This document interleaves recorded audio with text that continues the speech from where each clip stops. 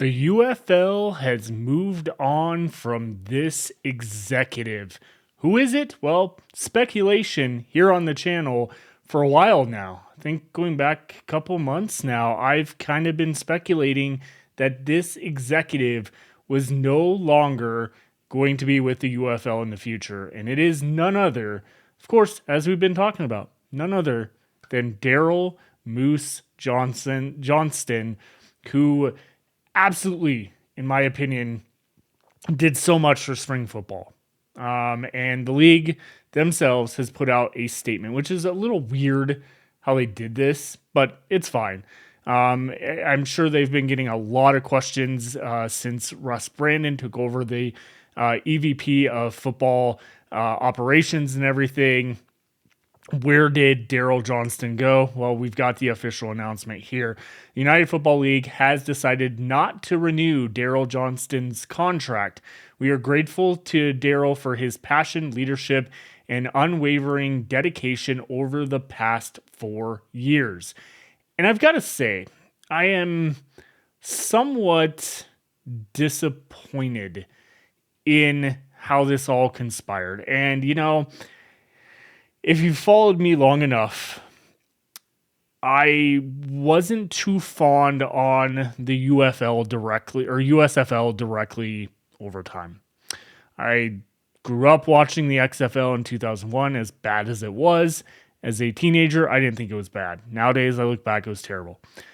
XFL 2020. I love the AAF as well, but XFL in 2020. And then the USFL came along in 2022. Well, the XFL was still getting revamped for their 2023 season under Danny Garcia and Dwayne "The Rock" Johnson. Well, USFL came along, and I think I was more turned off to it after a while here, at least in media, because of how bad the fan bases were between each other. We had to be a competition. We were always fighting for the ultimate spring league to come out on top and all this type of stuff. But in the background, there has always been someone that was the president of the United States Football League, the USFL, he originally was the EVP of football operations for him and then became the president in 2023. And that, of course, is Daryl Johnston.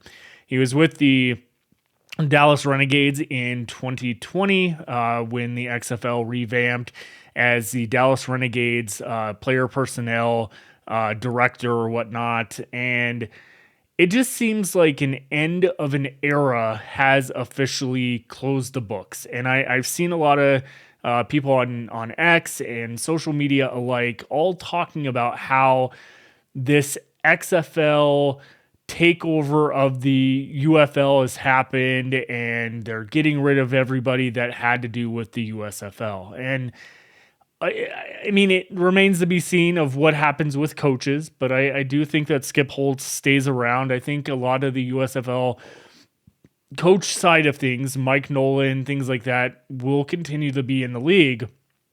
But I think it's a ridiculous term. And quite frankly, I don't even really, outside of the fact that some of the marketing and some of the videos they put out for the team identities with the Kings, the Storm, and the Aviators kind of represented like what the XFL was doing in 2020. We can't stride away from the fact that it is true. It's funny looking back on pictures that I was trying to get for the thumbnail for this, for the USFL. I'm really sitting back and be like, you know what?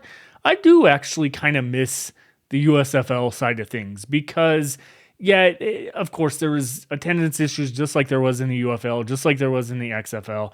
You name it, there were still issues. But, it was not a bad thing having more options to watch spring football, whether it was the XFL or USFL in 2023 when we got that head-to-head competition between the two leagues.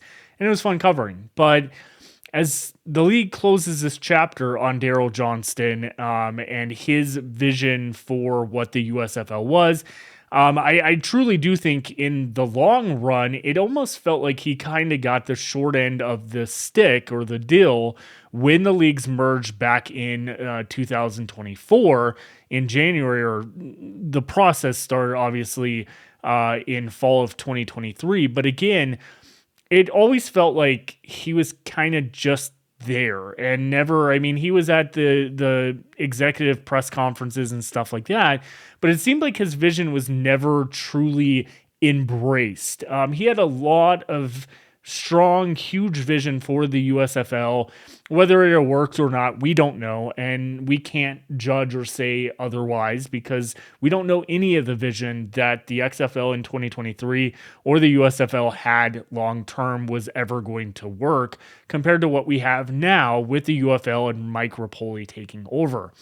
But essentially, like with Daryl Johnston being gone or whatnot and them moving on from him, it does bring a different approach to what they're looking at. Now, of course, Russ Brandon took over his spot as EVP of football operations. We've talked in kind of numbing about that. And I like, now that I kind of step back and I look at it, like, I don't mind Russ Brandon, never have had a true problem with him, but reading some of the hardcore USFL fans and the memories that like James Larson, Pro Football Newsroom, the ref for the UFL podcast, and all those people that have been part of this journey along the way, sharing their like memories of Daryl Johnston in the USFL and UFL or whatever the case may be once it merged.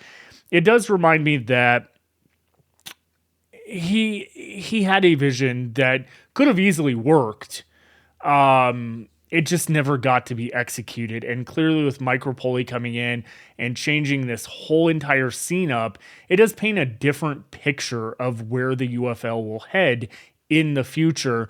And it is definitely looks not to be part truly of that USFL side. Now, of course, a lot of people can be like, oh, the UFL is becoming more the XFL. I actually think a little bit, I think that's incorrect. I think the UFL is becoming their own league.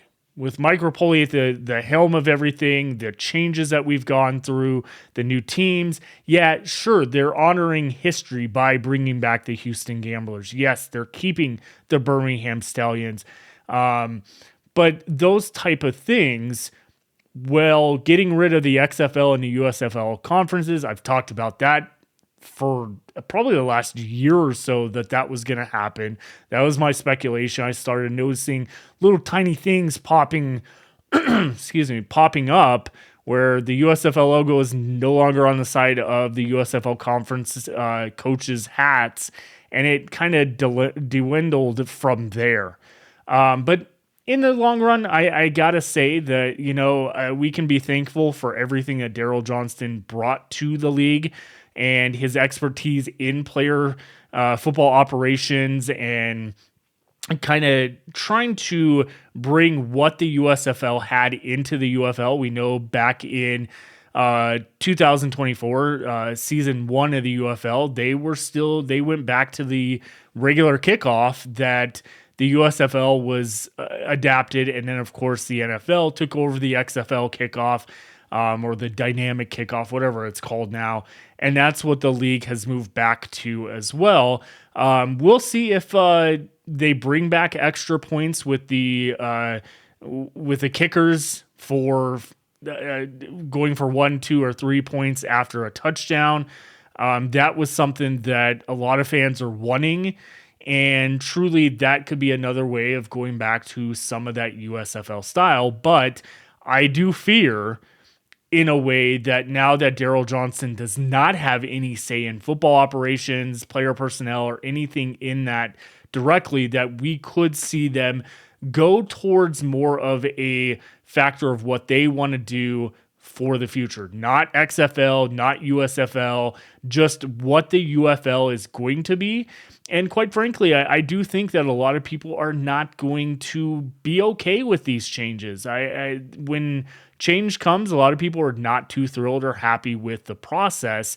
And we've already seen that. We saw that with the potential of the reorganization of that regional player personnel being from local areas. Fans spoke up. We talked about that in yesterday's video, which you'll be able to check out here in a second. If you haven't done so already, you can click that on the next video coming up. Talking about that the league was keeping signed players on those rosters.